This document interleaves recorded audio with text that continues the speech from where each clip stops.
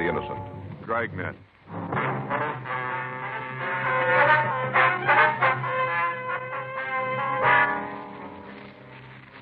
You're a detective sergeant. You're assigned to Bunko Fugitive Detail. A confidence man has set up operations in your city. The product he's selling has a ready market. Perfect cut blue-white diamonds. Your job? Stop him. It was Tuesday, November 9th. It was warm in Los Angeles. We were working the day watch out of Bunko Fugitive Detail. My partner's Frank Smith. The boss is Captain Didion. My name's Friday. I was on my way back from the record division, and it was 11:40 a.m. when I got to room 38. Bunko Detail. Did it check out? Yeah, there's 3 possibles. Descriptions don't match too well. We'll have to check them all out, I guess. Uh-huh. The better was just in, said he'd give us a hand. That's good. Should we get on it? Yeah. Any calls? No, let's go. I got it. Bunko Fugitive, Friday. Yeah. Yes, ma'am.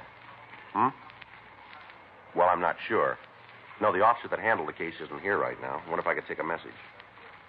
Yes, ma'am. He'll call you when he gets in. All right, uh-huh. Yes, all right. If you'll wait just a minute, I'll transfer it just a minute. Hold on, please. Would you give this call to 2949, please? Thank you. Oh, excuse me. Yes, sir. This the fraud department? Was Bunko Fugitive? Yes, sir. Then I guess this is what I want. I'd like to report a swindle. All right, sir. I'll check with the better, Joe. You can go to work on this list. Right. I'll be right back. Okay. You want to come in, sir? Sit down right here if you like. Okay. Where'd be the best place to start? Would you like to give us your name, sir? Harold Pilson. That's with an F. F-I-L-S-O-N, Pilson. Yes, sir. What I want to tell you about happened to a friend of mine. All right. He's a little too embarrassed to come in himself, so I said I'd tell you about it. It's a terrible thing. Should be stopped. All right, sir. We'll do what we can. You want to tell us what it's all about? Well, this friend of mine was in the bank one day. He'd gone in to make withdrawal, $200. I see. On the way out of the place, this kind of seedy-looking man came up to my friend and started to talk. Did your friend know the man? Never saw him before in his life. All right, sir. Go ahead. Well, this little guy said he had a business proposition to put to my friend. Said they could both make a lot of money out of it. Mm-hmm. The little guy suggested that the both of them walk down the street to a little coffee stand that's there and have a cup of coffee. My friend didn't see anything wrong with that, so they did. That's where the little guy told the story. What was that, sir? Oh, about how he was a DP, a displaced person. Mm-hmm. Said he'd come over from Belgium. Big story about how he just managed to get out of Germany with his life. Really laid it on thick, real thick. Mm-hmm. That's when he pulled a snapper. Said that he'd gotten into the country illegally. But he didn't have any papers, and that's why he came to my friend. I see. Go ahead. And you see, this little guy reached into his pocket, took out a couple of pieces of folded paper. He undid them, and there were 4 diamonds. Most beautiful thing you ever saw. Mm-hmm. Fellow went on to say that since he was in the country without a passport, he couldn't take the chance of trying to sell the diamonds, said he might be picked up. So he wanted to sell the stones to my friend. Said he wouldn't have any trouble getting rid of them. Well, how much did he want for them, do you know? Yeah. Said he'd sell the lot for $13,000. It's quite a bit, isn't it? Yeah, especially when this friend of mine doesn't know anything about diamonds. All right, sir. Do you want to go ahead? Well, the little guy said my friend to take the stones to any jeweler and have them appraised. Said he'd go along with whatever the jeweler said. And that's what your friend did, then?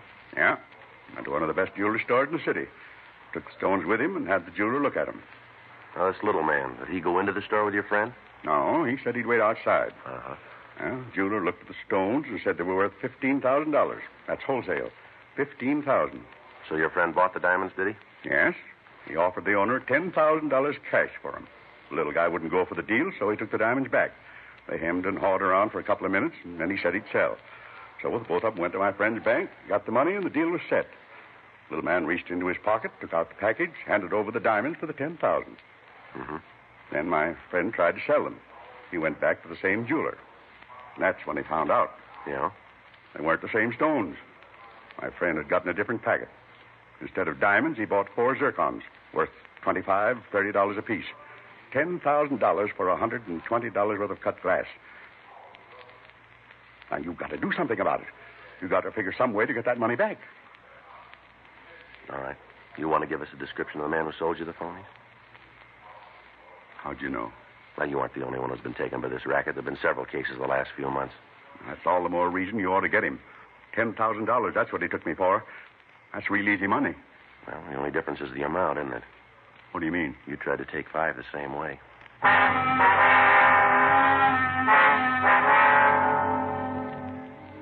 Frank came back to the office, and I filled him in on the story Harold Filson had given me. The victim gave us a complete statement and a description of the man who'd victimized him. He also gave us the address of the bank where he'd been approached. After that, Filson was taken down to the mug room and shown photographs of known confidence men who had used the same M.O. A local and an APB were gotten out, carrying the description of the suspect as well as a complete description of the clothes he wore and the method he used in approaching the intended victim. We got the name of the jeweler who had appraised the diamonds, and we asked the victim if we could keep the stones until we'd finished our investigation. He gave us his consent, and we signed a receipt for the zircons. 1:46 p.m., Frank and I drove out to the Hollywood area where we talked to Saul Maurice, the owner of the jewelry store. If you'll wait, I'll get my loop and check them for you. We'd appreciate that. No trouble. Probably should have known there was something wrong when I came in here. Average man doesn't carry $15,000 in unset diamonds around with him. Let me see the stones. Sure, here you are. Take a look at these, if you will. Mm-hmm. Well, they're the same ones, same as diamonds. What can you tell us about them? Well, they look as if they were cut in this country. Yeah? Why do you say that? Facets, they're cut longer than European stones. Oh. Mm-hmm. Now, they were made in America. Is there any way we could tell where? No. Whoever did it, though, knew what he was doing. I remember the diamonds. Beautiful. You mean the real diamonds were just like these, then, huh? Yes, there was a 125 round, 2 1-carat marquee, and a 403 square cut. You sure about the size, are you? Reasonably, yes. I didn't weigh them at the time, but I did use a mow gauge on them. That's what they checked out. You can't give us any idea, then, where the zircons might have come from? No, I'm sorry. I can give you a list of the men in Los Angeles who might have done it. We'd appreciate it. No trouble at all.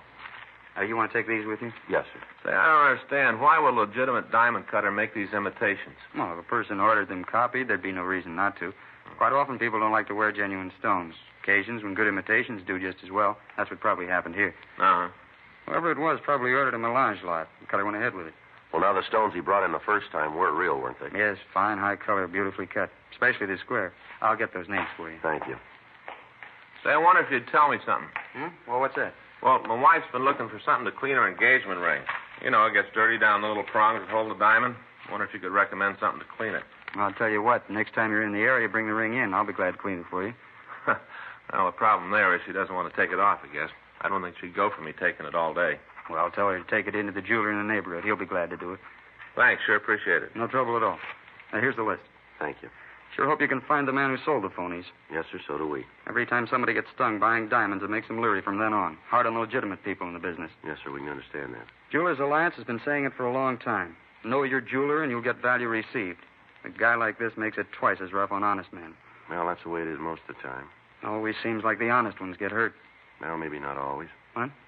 We hope it's going to work the other way this time.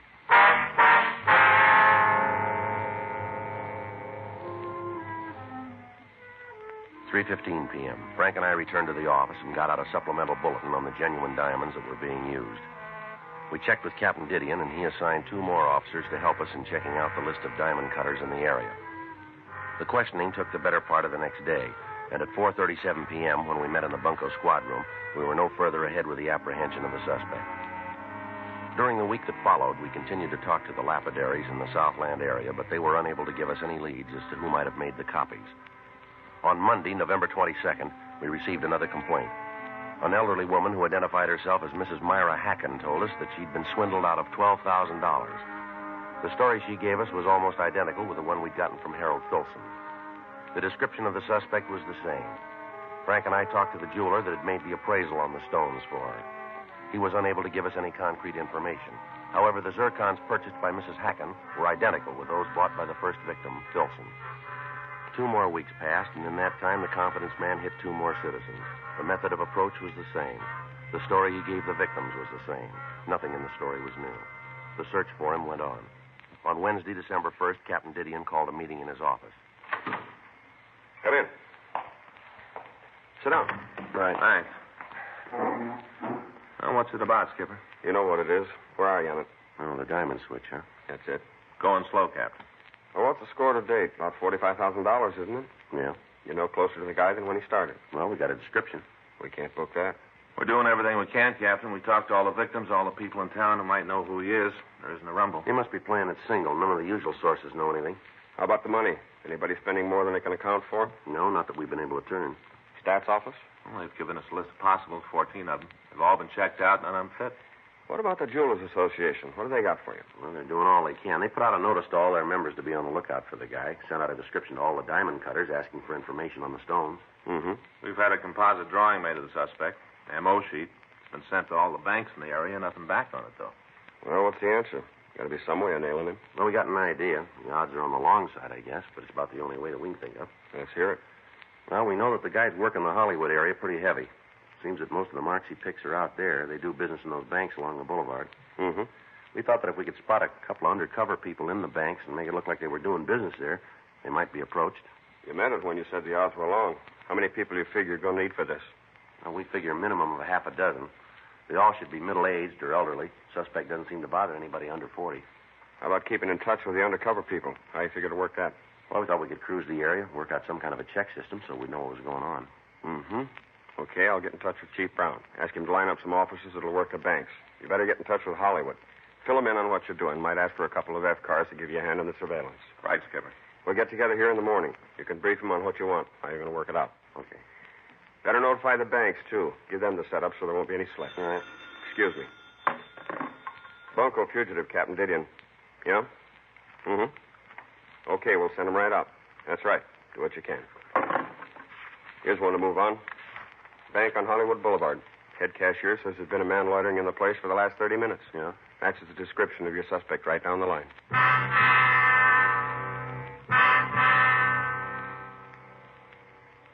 The man had been detained until we got there. We were told that the suspect had entered the bank at approximately 11:40 a.m. and that he'd been observed by the bank guard. When the man's movements had aroused the guard's suspicions, he'd notified the cashier, and he in turn had called us when he noticed the similarity between the suspect and our bulletin. We asked the suspect to step out to our car so we could question him. He appeared to have been drinking, but he was cooperative. He got into the back seat with Frank, and we asked him to show us his wallet. Hey, my wallet. Is there any money in it? Well, I don't know if that's any of your business. You got any money in the wallet? Well, it might be a couple of bucks, yes. Then again, on the other side of the fence, I might not. All right, mister, take the money out and hand the wallet to me. Ain't none. I'm broke. All right, let's have it. Sure, I like to cooperate. Always like to cooperate. All right. Is your true name Samuel Gerald Pugh? That is correct. Ever been arrested? That, gentleman, is my life story. Is that right? It certainly is. Many's the happy hour I've spent in your main jail. Delightful place. Referred to in the trade as the Gray Bar Hotel, you know. Yeah, what was the charge? I believe that's referred to in the trade as a 4127 ALAMC. Drunk, huh? Oh, now, if you don't mind, officer, rather you wouldn't put it just that way. It sounds so completely undignified. Completely. What were you doing in that bank? Then I spent a short vacation with the sheriff out in Castaic. Ah, that was a charming resort. Look, what were you doing in the bank? Then I spent a short vacation with the sheriff out in Castaic. Ah, that's a charming Why resort. were you in the bank? I've also enjoyed the hospitality of the authorities in San Francisco, Oakland, and in Beaumont, Now, you look, Texas. mister, we're not playing a game with you here. You come up with some straight answers and come up with them fast. Sir? Yeah. Well, I'm trying to the best of my ability to answer your questions in the order that you present them. Now, I'm still working on the initial one, you understand? Would you like to know why I've spent so much time... Look, you know what we want to know. We want to know why you're in that bank. Very well, then, I shall tell you. I have spent all of this time in gathering material for a treatise on the penal colonies in All right, America. Frank, let's go. Yeah. Come on, mister. Get on your feet. Oh, here now. Now, listen, I resent this treatment any. And furthermore, I intend to expose your methods in my forthcoming book. Yeah. Yes. Realize, officer, that I've given you fair warning. You going to book me again? That's right. Drunk? We'll figure that when we get you downtown. Well, that's all you've got. I didn't really do it. You can't book a man that just thinks about Is it. that right? I didn't really do it. I was just thinking about it. What are you talking about? What I was doing in the bank. I'm broke and I'm hungry. I just got into town this morning. I arrived amid the sunshine of glorious California, broke and hungry. So I ambled around a bit and went into the bank. Thought that maybe I'd write a little check.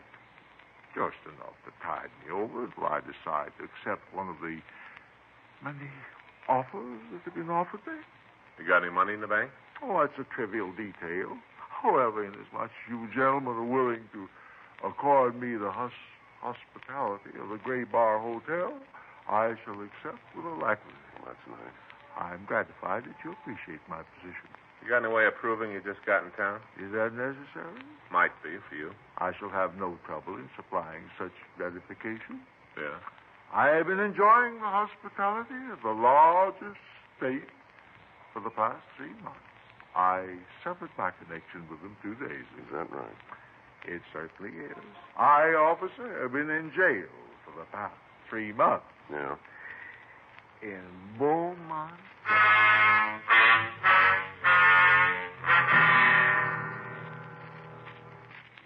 The suspect was taken to the city hall and held for further investigation.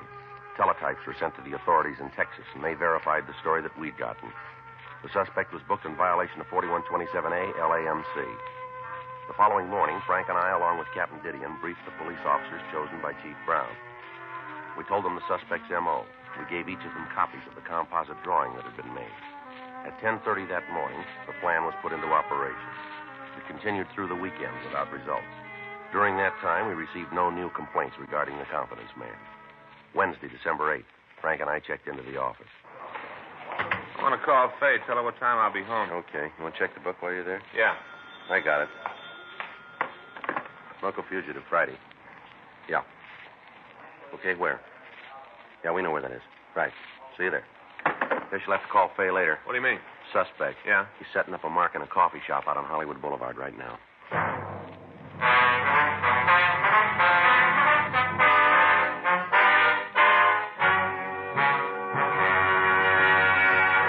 You are listening to Dragnet, the authentic story of your police force in action.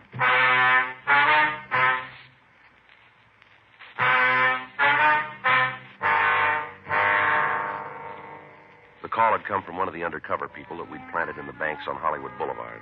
The policewoman told me that a man answering the description had approached her and offered to sell her some unset diamonds. The suspect has suggested that they have a cup of coffee while he explained the deal to the victim. After they'd reached the coffee shop, the policewoman excused herself and put in the call to us. It took us 18 minutes to drive to Hollywood and Vine Streets and to get to the coffee shop. When we entered the place, we could see the policewoman at one of the rear tables. Frank and I walked back and sat down in the adjoining booth. They'd evidently been talking for several minutes before we got there. You can understand my position. I don't want to have to let them go, but I have no choice.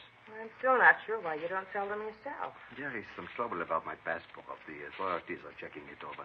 If I try to dispose of the diamonds in the usual channels, there are bound to be questions I can't ask. I'm not sure I want to be mixed up in a thing like this. I've never had any trouble with the law. My husband would be pretty angry if he knew about this. But there will be no trouble. None. The reason I decided to even bother you with this is that I have seen you several times in the bank. You look to me like a person who would understand and want to help. That's very kind. It is you who are being kind, to even let me talk to you. I wish I could tell you how much it means to me to be able to walk up to just anyone on the street and talk.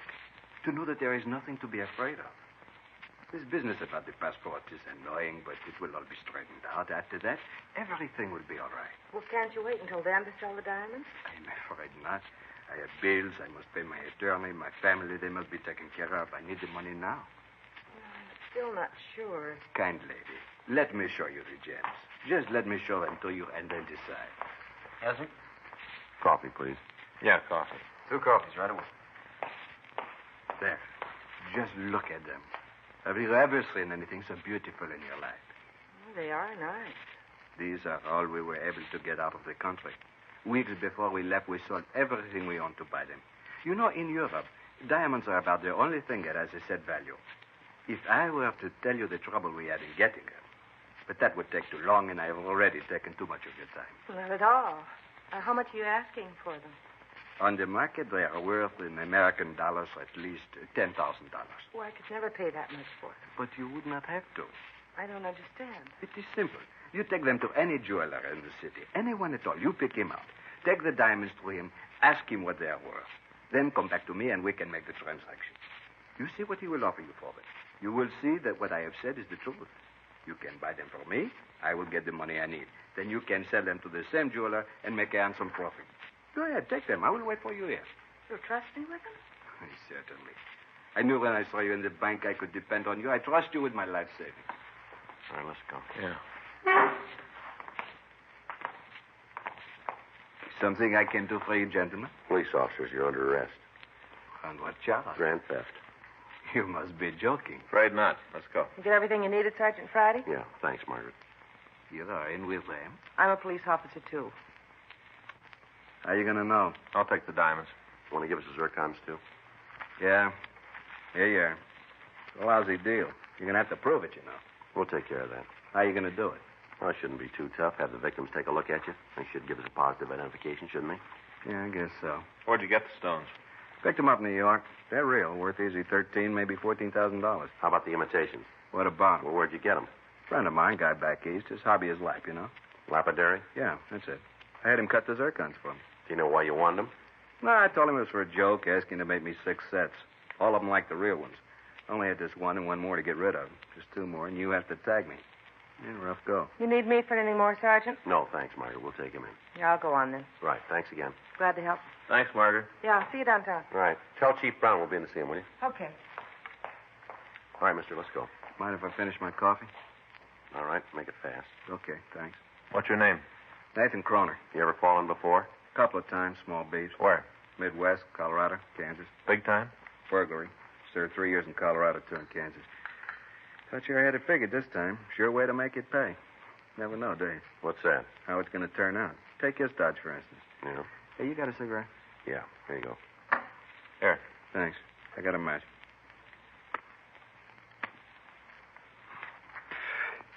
You know, this would never work if you tried it with honest people. Is that right? Sure. Right off, I told him I was having trouble with my passport. Even told one of them I was in the country illegally. That's when he should have gone to the cops right then. Mm-hmm. Gonna miss that. What's that? The coffee. Gonna miss it. Anyway, if every one of them didn't have a little thievery in them, isn't a con game in the world it'd work. You ever think of that? Yeah, once in a while. I hand over a bunch of diamonds. Now, I know they're worth a minimum of $15,000. Worth that anywhere in the country. Uh-huh. So what happens? The mark takes them into a jeweler and finds out they're worth that much, and right away he's out to try to make a fast buck for himself. He comes back, tells me they're only good for $10,000. You see? Thieves. Mm-hmm. You about finished with that coffee? Yeah. Now, the mark stands to make himself a couple of $1,000 going in, but that isn't enough. He's going to take me for more. It wouldn't work if they weren't thieves at heart. Well, that still doesn't give you the right to take them. I suppose not. I get a real kick, though, out of figuring what they look like when they find out they're stuck with a handful of cut glass. Must be real yaks to see that luck. Now, how about that coffee? Come on, let's go. Yep. Okay, I'm with you. All right. Pull this Dodge anyplace else in the country? Not me. There's the first place. Figured if I scored good here, I could take it easy. You know, work a bit, maybe once a year in a different city. Keep moving. Don't make any difference how they talk or what kind of clothes they wear. A mark's still a mark. I just had a bad deal. Going good, I could have lived off of it for years. That's what you wanted, huh?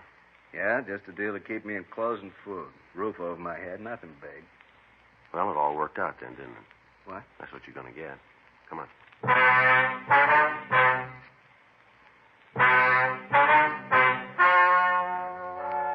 The story you have just heard is true. The names were changed to protect the innocent. On April 15th, trial was held in Department 98, Superior Court of the State of California, in and for the County of Los Angeles.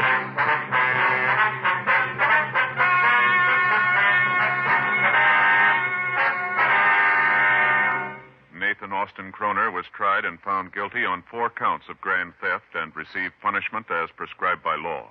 Grand theft is punishable by imprisonment for a period of not more than 1 year in the county jail, or for a period of not less than 1 nor more than 10 years in the state penitentiary.